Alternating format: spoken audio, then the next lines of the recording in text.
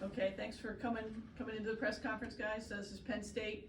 We have head coach Mark Pavlik and student athletes Cole Bogner, Brett Wildman, and Cal Fisher. And if we can open up with just an opening statement, Coach, that'd be great.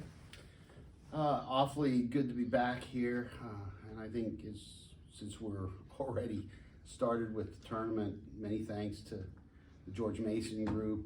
We know putting on something like this is not an easy task, so really appreciate what you folks are doing, how we're showcasing the men's game. I think this is probably the highest pedigree tournament that I can remember that we've been able to put together to celebrate the men's game.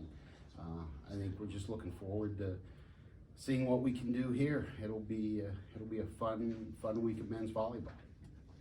Coach, Vinny Lopes here from Off the Block. Elephant in the room in terms of the question most people are asking, so we'll get it out of the way first. No, Toby got injured in the conference tournament. What's Toby's status for this week? He's still 6'7". He still has 7'3" wingspan, and as freaky as that is, his recuperative powers seem to be just as freaky.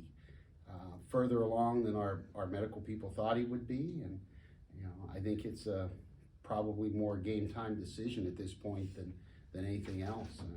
In all honesty, Vin, I think when he went down against Mason, I thought, that's it for the season. It's been very surprising to see how he's recovered. And then Cole, it's almost felt like a theme for your team this season, battling through injuries. And I want to ask, what has that been like for you as a setter, just having to learn the tendencies of different pin errors? Yeah, it's nothing out of the ordinary. We get to play with all the guys on the team every day in practice, so I get that chance to get different reps with everybody. But once somebody goes down, it's obviously make sure that person's all right and next guy up, and we don't flinch at all. So that's about it. And then Brett, want to ask you, this season I know you've been playing through some stuff. Can you just talk about the preparation that you've had to go through just to be able to get on the court? Yeah, I mean, I guess I have some more free time this year, and a lot of that free time ends up in the training room and making sure that you're on top of things before and after practice. And I mean, our athletic training staff has been nothing but the best this whole year, dealing with our old selves. So yeah, many thanks to them. And then question for all the players. Last season, obviously, fell short in the conference tournament. You're back this year. How much of a motivation was what happened last season this year to get you to this point? I think it was motivating, but we don't like to focus on the past, and we're more focused on the future and what our team this year can do and what we know we can do. Well, looking at the future, and I'll open up to anyone here, looking at Ohio State, you've had an opportunity to play them twice. What stands out the most that Ohio State's able to do successful on the court, and what are you going to have to do to be successful? Looking at me. You got all the answers. I used those up last night. You did. Real easy to look at Jacob and the physicality he brings behind the line and at the net, but I think they've been the hottest team coming into the tournament with right setting, and it just seems like Kevin has found the combination for his group. They played pretty well. Great match against Ball State to win the MIVA championship. If you allow them to get comfortable with their offense, they can hurt you. And I think we found that out earlier this year. And if you help them score points, any team can hurt you. So I think for us, we got to win the pass and serve battle against them, and then see if we can contain Jacob at certain points of the match, because we're not going to stop him, but we got to slow him down occasionally here or there. This is for all the athletes, especially since you're from the core from last year. But although you had same core coming back, there just felt like there's something different this year that made you guys even more resilient, stronger, and even, dare I say, even quicker, and can communicate better on the court. But that's led to this success bringing you back here. But can you describe for us what you guys think that is that's given you that level up, so to speak? It's probably just one more year of being together, I guess, because we're pretty much the same exact team as last year, but nearly the same exact team as 2 years ago. And shoot, live with these guys and Sam Marsh, so spending all the time together, getting to know each other. I mean, practically our brothers. So I mean, I guess the sheer amount of trust that we have in each other, really. A question for Cole. Merck really had announced his presence in Hawaii, but you guys have obviously known what he's been able to do for a while. What makes him so special?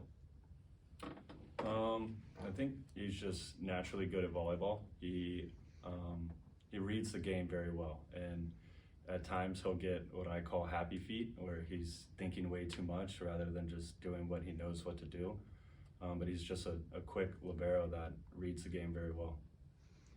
Question for you and for Brett. You two are from Virginia. How much fun, exciting is it that you are playing this tournament in your home state?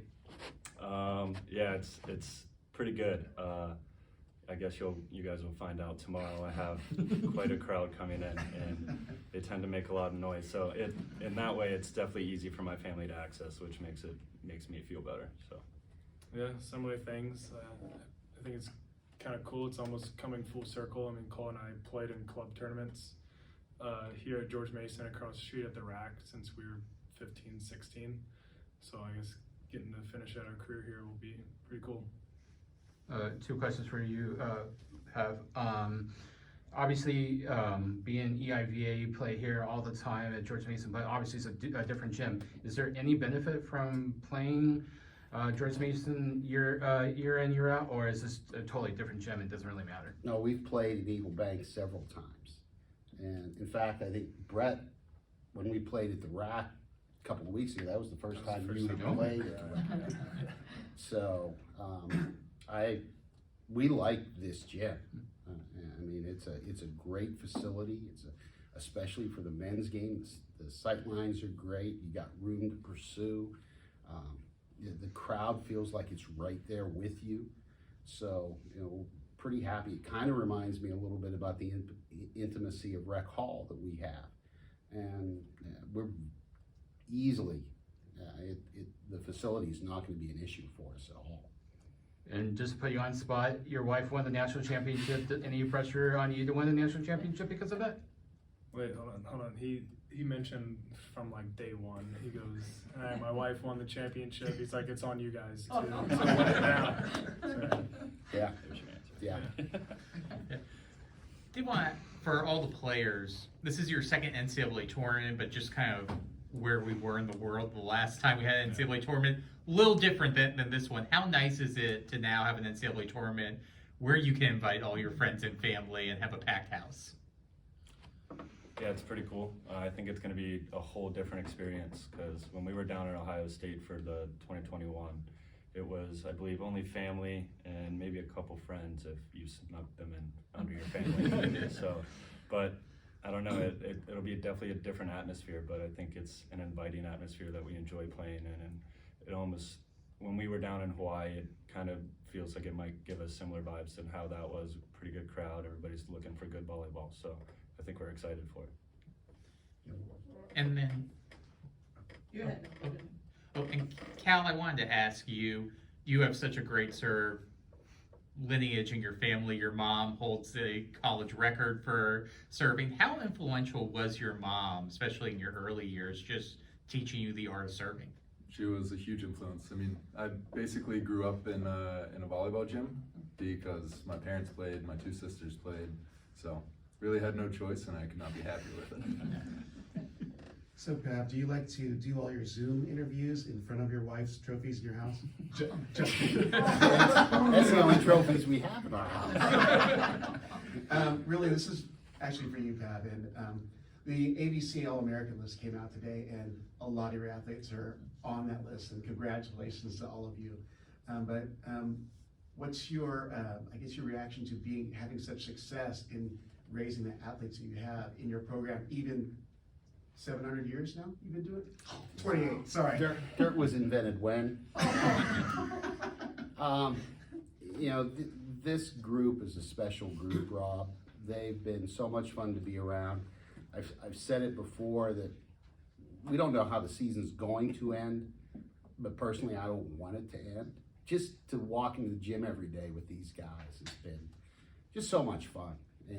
And when you see them get rewarded for the hard work that they've put in, and you kind of expect it from the old guys up here, right? They've been there, done that. They've made their mark in NCAA men's volleyball in the past couple of years. But what people don't notice is how they've gone about their business with the younger guys. How they've taken an Owen Rose, a Ryan Merck, a Michal Koval. How they've taken those guys and said, here, let's go. What they've done with Toby, who these guys will tell you, I've said, I think Ezeonu is Nigerian for I've got to fall down. Because his freshman year, two things happened every practice. A, he got hit by a ball, whether he was in the drill or not. And B, he would wind up on the floor at some point of our 6-on-6 drill. And, here's guys that have literally grown up with the game, working with less experienced but very talented young people, coming into their culture and how they've taken it and driven the culture of this program to what it's been for those younger guys has been phenomenal to watch. And I think that more than anything else enables them to say, hey, we've got a group of guys here that we're a pretty good volleyball team. We're gonna play hard for as long as it takes. We can do this all day. If that's good enough to make a team on the other side of the net have to play better than us for a longer period of time, so be it. But I think the All-America status that they've earned is something that they should be proud of and their folks should be proud of. Thank you. Pav players, just a couple more questions for me before we wrap up. Pav, you look at how the Ohio State match ended last time when you played them. With that in mind, does that change the preparation at all? Are you spending any more time with jump float serves or anything along those lines? I think overall what we've done all year serves us well. Yes, we've played them twice. We've seen them 2 more times where we haven't played them. So, but they know us. And, I'd like to thank everybody coming in for the 2023 Big Ten Men's Volleyball Championship match tomorrow night. We'll see who wins as we're split a match apiece here. But I think that they know who we are, we know who they are, and let's see who can last the longest. And then for the players, obviously men's volleyball, not the most accessible sport in terms of being able to watch it. You really have to find it online. It's getting more popular, but I want, from your standpoints growing up, who were some of the men's players that you would watch and see and say, man, I really want to emulate this player. I really want to try to be like this person?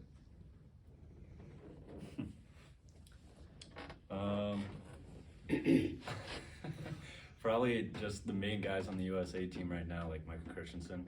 That's all I pretty much would watch growing up. And there's a lot of other international setters that I would grow up watching, but those names might not be relevant here, so I won't say those. I think I was actually trying to think of players, and I couldn't think of a ton that came to mind, and I think that might be kind of part of the problem in trying to grow the game, because I didn't start playing since I was a freshman in high school, and it was basically just something fun to do in baseball off season, and then I grew to love the game. And then even at that, it was even hard to find where the top level of volleyball is. And so I think in terms, since we've been younger, it's gotten a lot better, but yeah. I'd say anybody that comes to Penn State as a hitter usually looks up to Matt Anderson, so I'd say I did watch a fair amount of his videos.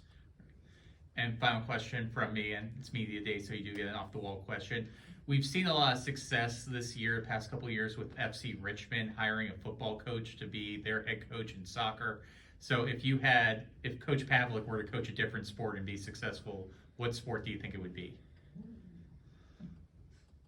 He does like to bowl balls during practice a lot. That's true. Bowling, yeah. Varsity Probably bowling team? Yeah. Not soccer though. No. Maybe have you seen him trying to kick a ball? something casual, maybe like tennis. I think tennis. I'd go with bowling as well. Yeah, probably bowling or softball. Maybe golf. Oh, Softball. Give 'em golf. I feel like I wanted the answer to be hockey. So. Yeah. What do you think you would coach if you weren't? Oh, I coaching got my volleyball? 2 jobs, Van. When I retire, I got a summer job and a winter job. Now, my SAT scores, my math score is pretty good. I want to sit on the end of the bench baseball. When the umpire turns around and says, I can run 3 balls out to him. My winter job is sitting in the penalty box. Because all my adult career, I've thrown balls over an 8-foot net. When the puck gets hit out of the, gets off the rink and the linesman comes over, I reach into that little mini fridge, pull out a new puck and flip it over the 8-foot glass. That's my winter job. I'm all set. Vin, you started this. I did. This is Yeah, great. you This is the started this, greatest Vin. news conference ever. This is the greatest answer ever. You had it ready. I was ready. I told that to Yeah. Coach Godowski and Coach Cooper. Yeah. You're gonna try to top that? Well, I mean, you have a 3rd job, PA announcing, right? Oh. Maybe not. I was, yeah. I did that though before I started, when I was back in my real life career of ceramic engineering. I think I'm really sad to see this end. But, I'm not.